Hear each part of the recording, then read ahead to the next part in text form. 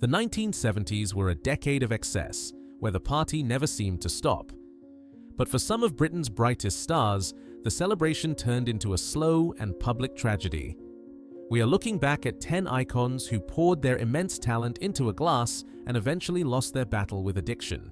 From rock gods to beloved actors, their decline was often visible to the entire nation. Please subscribe and share your thoughts in the comments. Does the industry do enough to protect its stars? Watch until the very end for the heartbreaking story of a rock legend whose final night out in London ended in silence. Let us uncover the human cost of fame. Keith Moon. Keith Moon was the beating heart of The Who, a drummer whose energy defined the chaotic spirit of British rock in the 1970s. Known to the world as Moon the Loon, he treated life as one long, destructive performance. However, by the middle of the decade, the laughter was beginning to fade, replaced by a deep concern among those who knew him best. His reputation for destroying hotel rooms and driving cars into swimming pools was legendary, but it masked a severe dependency on alcohol that was rapidly spiraling out of control. To the public, he was a lovable jester. In private, he was a man terrified of silence and sobriety, filling every quiet moment with brandy and champagne to numb a pain he could never quite articulate. By 1976, the physical toll of his lifestyle was becoming impossible to hide. The once athletic drummer who could play for hours without breaking a sweat was now overweight and struggling to keep up with his own band. During the recording of the album Who Are You, his bandmates were shocked by his deterioration. He could barely hold the drumsticks, and his timing, once his greatest asset, was faltering. The cover of that album famously shows him sitting on a chair with the back facing the camera, a pose chosen to hide the paunch he had developed from years of excessive drinking. It was a visual admission that the party was over, even if Keith refused to leave. His behavior became increasingly erratic and dangerous. There were nights when he would pass out on stage in the middle of a concert, requiring handlers to carry him off like a wounded soldier. He was banned from hotels across the globe, not out of malice, but because he simply could not control his impulses when under the influence. His friends, including fellow rock stars, tried to intervene, but Keith was trapped in a cycle of self-destruction. He wanted to change, often speaking about getting clean and settling down, but the grip of the bottle was too strong. He was a man running a race against time, and by 1978, time was running out. The tragic irony of his final days is that he was genuinely trying to get better. He had moved into a flat in Mayfair, the very same apartment where Mama Cass had passed away years earlier, and had started a course of medication to help him withdraw from alcohol. On the 6th of September, 1978, he attended a party hosted by Paul McCartney for the launch of the film The Buddy Holly Story. Guests noted that he was in good spirits, but he was also visibly on edge, fighting the demons that had plagued him for a decade. He left the party early, telling his girlfriend that he wanted to go home, a rare moment of restraint for a man known for being the last one standing. Back at his flat, the tragedy unfolded in the early hours of the morning. In a desperate bid to calm the withdrawal symptoms and get some sleep, he took a massive overdose of heminevrin, the very pills prescribed to help him stop drinking. Combined with the alcohol in his system, the mixture was fatal. He passed away in his sleep at the age of 32. The news shocked the nation and the music world.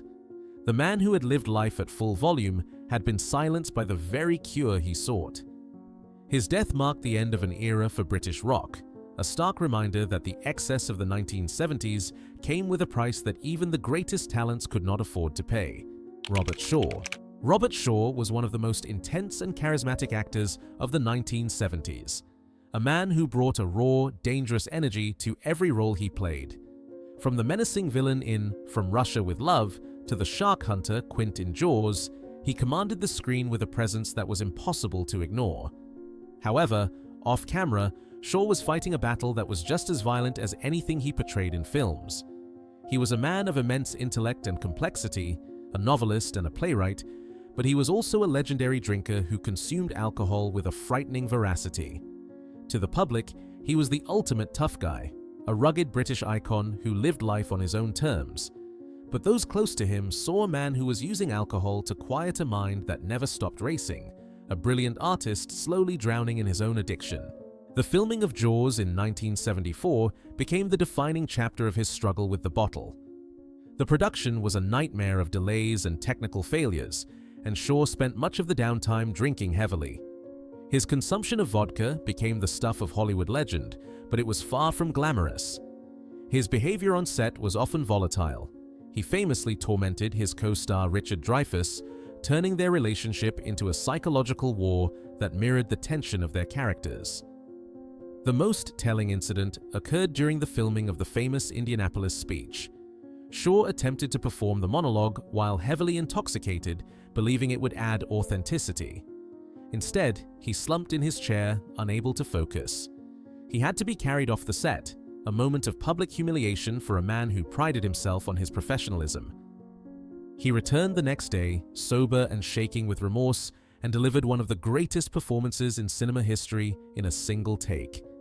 Yet, this moment of triumph could not erase the damage he was doing to his body. Shaw believed that drinking was an essential part of the writer's life, a romantic notion that masked the physical reality of his condition.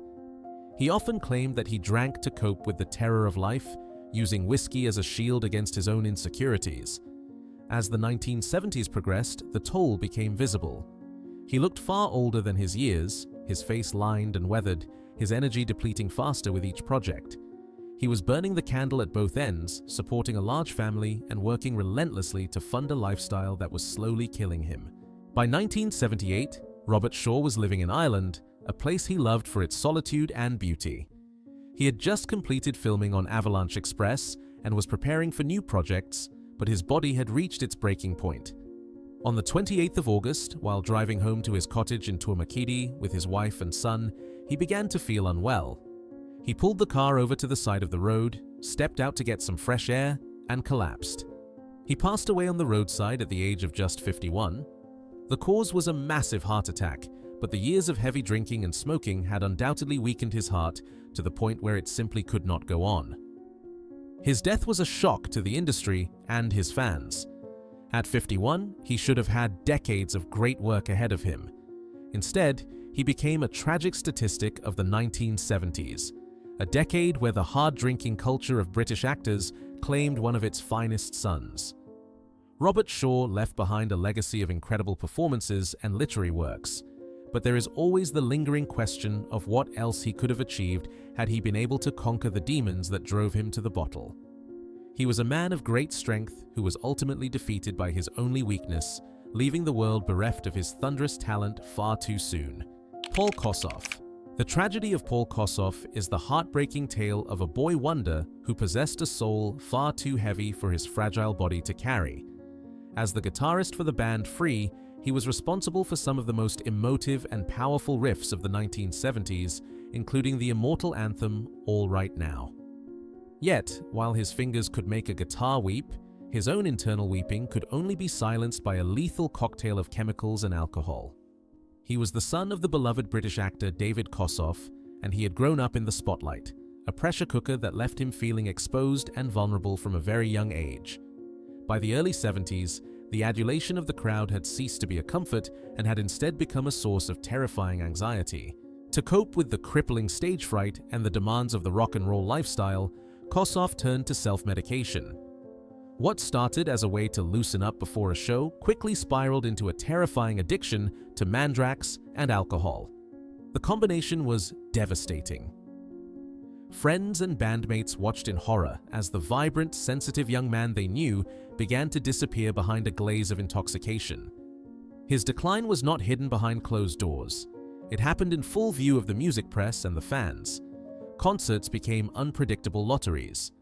On some nights, he would play with the fire of a god. On others, he would be so heavily intoxicated that he would forget the songs, stumble around the stage, or simply be unable to play at all. The turning point came in the mid-70s when his addiction caused his heart to stop beating for 35 minutes. It was a miracle that he was revived, a warning sign from the universe that his body was shutting down.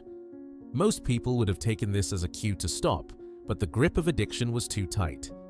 He returned to the bottle and the pills with a fatalistic determination, as if he knew his time was short and he wanted to numb the journey to the end. His father, David, watched helplessly. later sharing the pain of seeing his son destroy himself while the world cheered for the music that was killing him. The bond between father and son was strong, but even love could not compete with the demons that Paul was fighting. By 1976, Paul Kossoff was a shadow of his former self. He was trying to get his career back on track with a new band, Backstreet Crawler, but his physical constitution was shattered. He boarded a flight from Los Angeles to New York on the 19th of March, 1976. He looked exhausted, his body worn out by years of abuse. Midway through the flight, the legacy of the 70s excess finally caught up with him. He passed away in his sleep due to a pulmonary embolism, a direct result of the damage his addiction had done to his system. He was only 25 years old. The news of his death sent a wave of sorrow through the British music scene. He was not just a rock star who partied too hard, he was a sensitive artist who had been consumed by the industry he helped to shape. His death was a stark, unglamorous end to a life that had shown so much promise. While his music lives on in classic rock radio stations across the world, the man himself remains a tragic symbol of the 1970s, a decade that gave artists the freedom to fly, but often forgot to catch them when they fell. Paul Kossoff did not just lose his life, he lost his battle with a sadness that no amount of applause could ever cure. Sandy Denny. To the casual listener, Sandy Denny was the ethereal voice of British folk rock, a woman whose haunting vocals on tracks like Who Knows Where the Time Goes suggested a soul of gentle wisdom. She was the only guest vocalist ever invited to sing on a Led Zeppelin album, a testament to her peerless talent. However, the delicate flower image was a complete fabrication. In reality, Sandy was a woman possessed by a chaotic and self-destructive energy that rivaled the most hardened rock stars of the 1970s. Her insecurities about her appearance and her worth as an artist drove her into the arms of a severe addiction to alcohol and cocaine. By the mid-70s, her behavior had become legendary for all the wrong reasons. She could drink seasoned roadies under the table, but the alcohol unleashed a volatility that terrified her friends and family. As the decade wore on, her mental and physical health began to unravel at a frightening speed. She was known for her manic mood swings, shifting from overwhelming generosity to violent rage in the blink of an eye. The alcohol was not a social lubricant for her, it was a weapon she used against herself and the world. There were harrowing stories of her forgetting her own infant daughter in public places while in a haze of intoxication, a sign that the addiction had completely hijacked her maternal instincts. Her marriage to Trevor Lucas was crumbling under the weight of her substance abuse, and she found herself increasingly isolated, trapped in a cycle of binge drinking and devastating hangovers that made performing almost impossible. The tragedy reached its peak in early 1978. Sandy had suffered a fall down a staircase at a cottage in Cornwall, hitting her head on stone concrete. Instead of seeking immediate medical attention, she medicated the pain with more alcohol and painkillers, ignoring the headaches that followed. It was a fatal error in judgment born from a lifestyle where physical pain was just another thing to be numbed. A few weeks later, while staying at a friend's house in London, she collapsed into a coma. The untreated trauma to her brain, exacerbated by her weakened physical state, had caused a midbrain hemorrhage. She passed away on the 21st of April, 1978, at the age of just 31. Her death was a quiet catastrophe compared to the noisy exits of punk stars, but it was no less devastating. The industry had watched a generational talent disintegrate in real time. Sandy Denny had everything, a voice that could move mountains and the respect of the greatest musicians on earth. But she could not outrun the deep-seated self-loathing that the bottle fed upon. She died before she could ever truly realize her potential as a solo superstar, leaving behind a legacy of beautiful music and a heartbreaking reminder that a voice of an angel can sometimes belong to a person living in a private hell. John Bonham. If there was one heartbeat that drove the colossal sound of the 1970s, it belonged to John Bonham. As the drummer for Led Zeppelin, he was not merely a musician, he was a force of nature, a man who hit the drums harder and louder than anyone else on the planet. To the millions of fans who worshipped the ground he walked on, he was Bonzo, the invincible engine of the world's biggest rock band.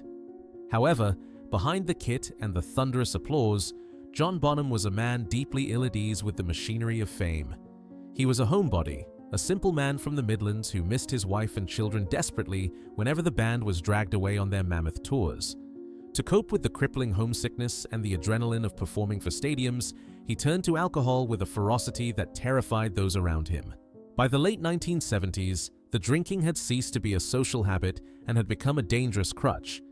The man who was affectionately known as the Beast on the drums was beginning to be consumed by the beast in the bottle. While his bandmates experimented with the darker side of the occult or other substances, Bonham's poison was legal and available in every bar from London to Los Angeles.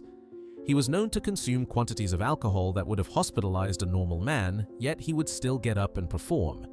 But the physical toll was mounting. The fun-loving prankster of the early days was replaced by a man who could be moody, aggressive, and unpredictable. He was carrying the weight of the band's rhythm section, but his own rhythm was dangerously out of sync. The tragedy reached its climax on a grey day in September 1980. Although technically spilling into the new decade, his death was the definitive, tragic full stop to the excess of the 1970s. The band was preparing for a massive tour of North America, a comeback that was supposed to restore them to their throne. On the 24th of September, the journey began with a stop for breakfast. Bonham asked his assistant to stop at a pub, where he proceeded to drink 4 quadruple vodkas with a ham roll. It was barely midday. This set the tone for a day of drinking that continued at the recording studio and later at Jimmy Page's house in Windsor. He was not drinking for joy, he was drinking to numb the anxiety of leaving home again, to silence the nerves that still plagued him despite a decade at the top. By the time the evening wound down, it is estimated that he had consumed around 40 measures of vodka. He fell asleep on a sofa, and his assistant and bass player John Paul Jones put him to bed, placing him on his side as a precaution.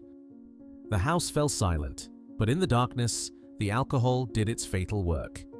His body, overwhelmed by the toxin, gave up the fight. He became ill in his sleep, and because his system was so suppressed by the liquor, he did not wake up. He passed away due to pulmonary aspiration, choking on his own illness. The silence that followed the next morning was deafening. When John Paul Jones found him, the realization shattered the world of rock and roll. The man who had made the loudest noise in the world was gone. His death was not just the end of a life, it was the end of Led Zeppelin.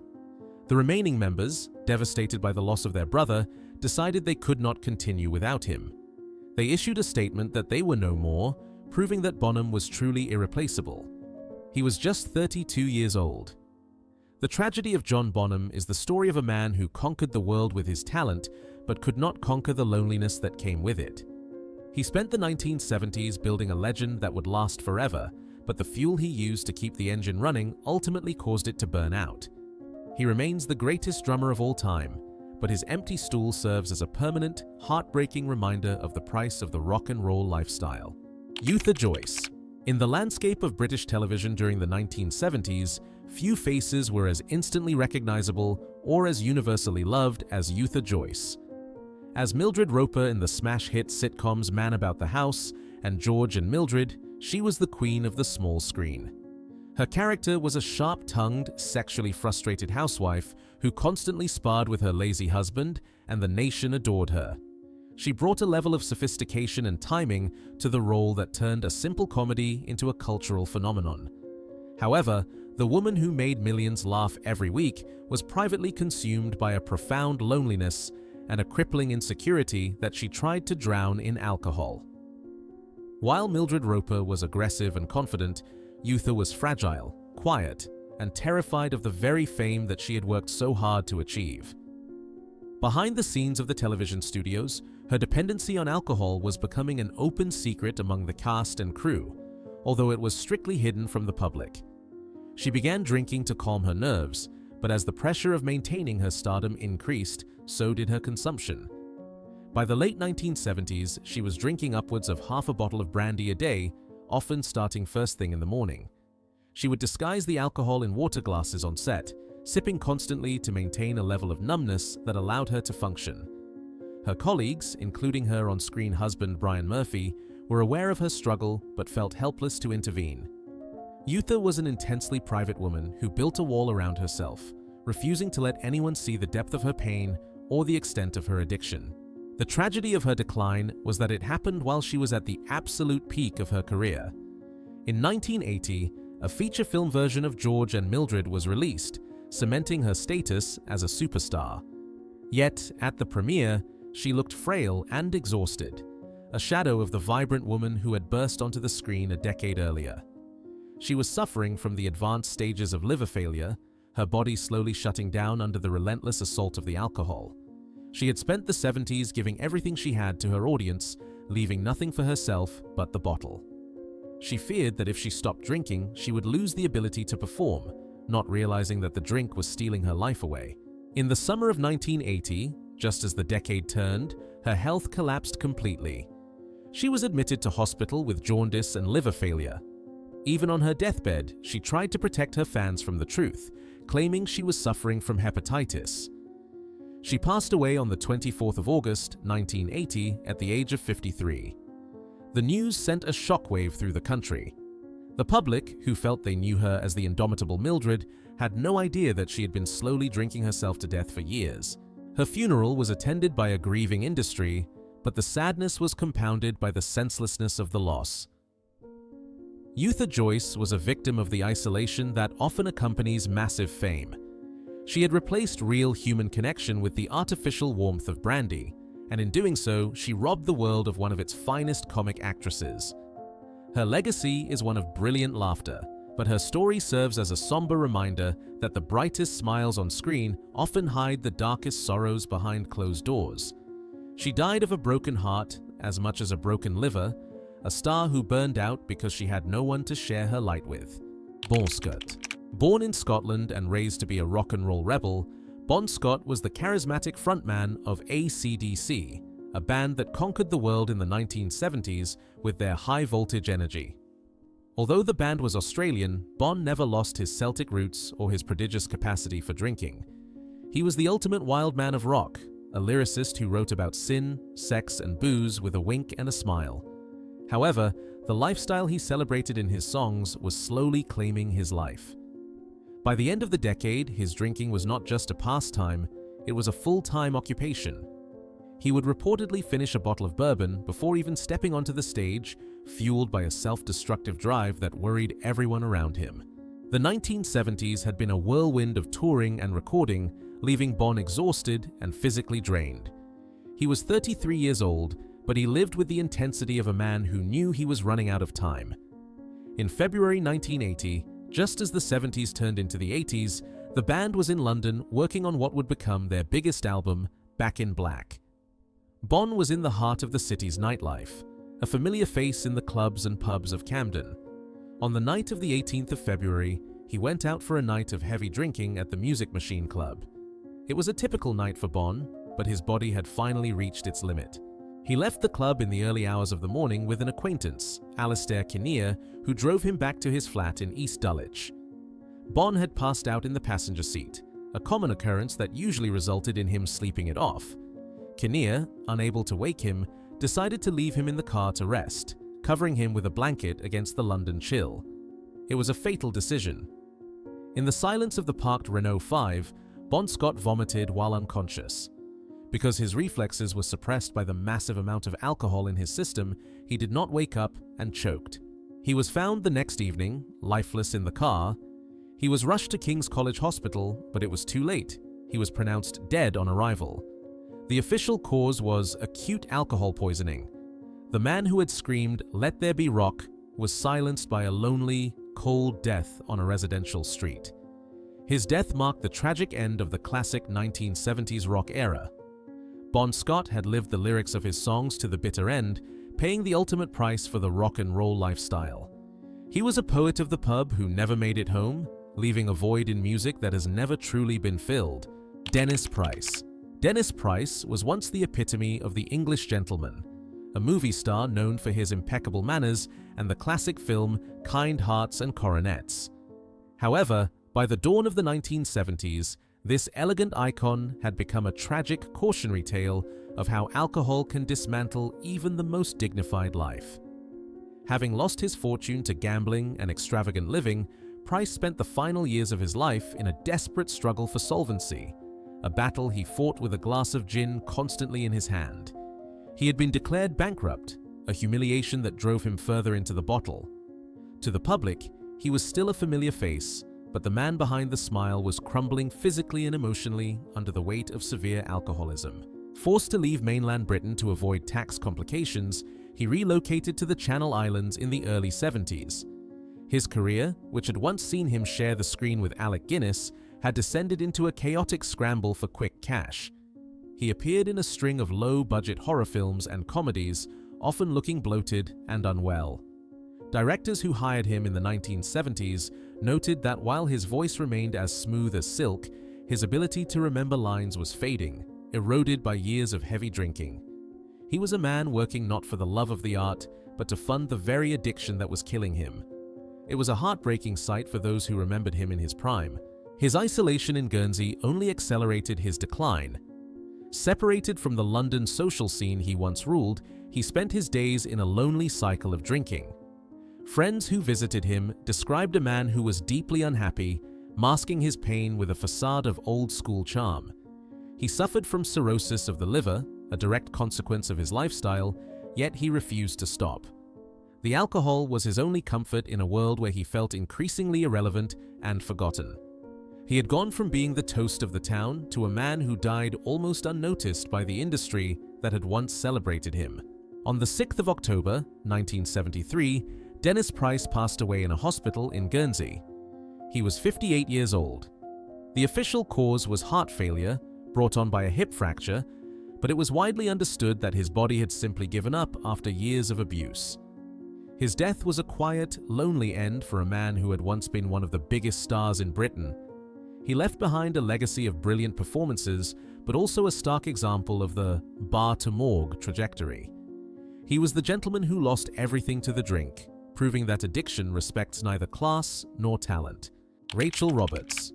Rachel Roberts was a force of nature in British cinema, a Welsh actress who brought a raw, burning intensity to the screen in the kitchen sink dramas of the 1960s. By the 1970s, she was an established star, a BAFTA winner who commanded respect for her terrifyingly authentic performances. However, behind the accolades lay a woman who was slowly being consumed by an obsession that would ultimately destroy her.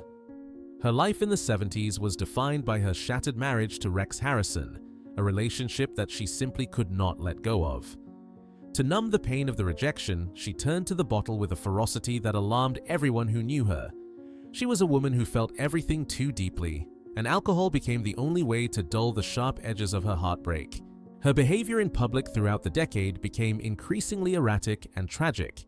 She was known for making spectacular scenes in high-end restaurants and at industry parties, often fueled by heavy drinking. She would oscillate between aggressive confrontations and tearful pleas for love, leaving her friends and colleagues in a state of constant anxiety. She moved to Los Angeles in the mid-70s in an attempt to restart her life and escape the ghosts of London, but she took her demons with her.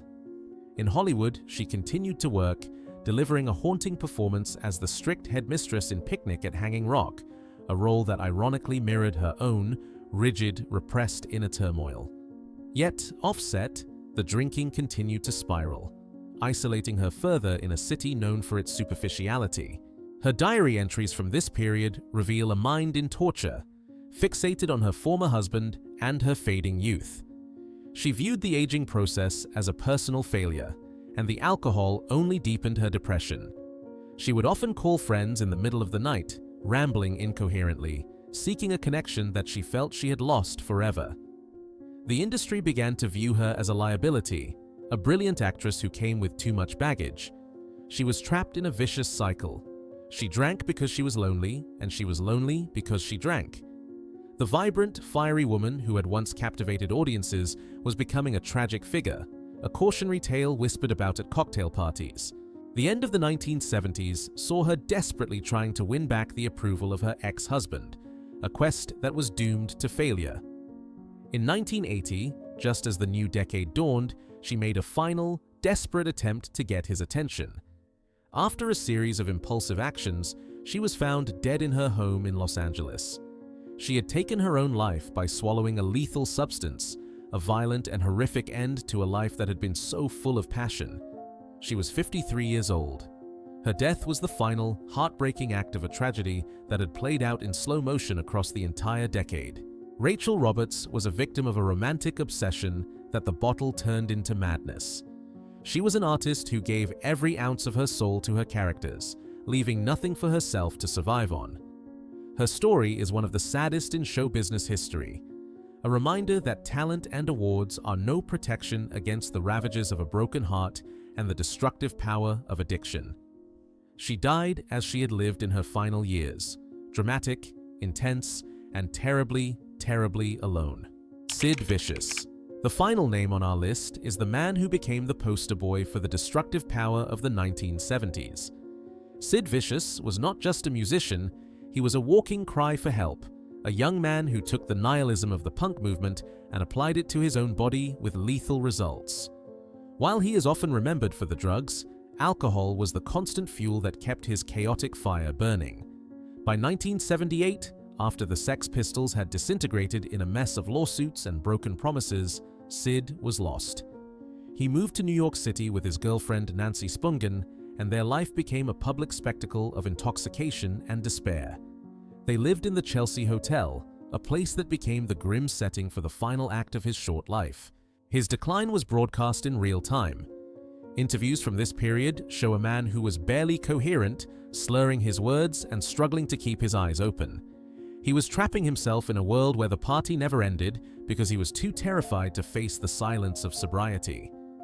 The alcohol and the chemicals were not recreational. They were a way to numb the pain of a life that had spiraled out of control. The tragedy deepened in October 1978 when Nancy was found dead in their hotel room. Sid was charged with her murder, a burden that broke whatever spirit he had left.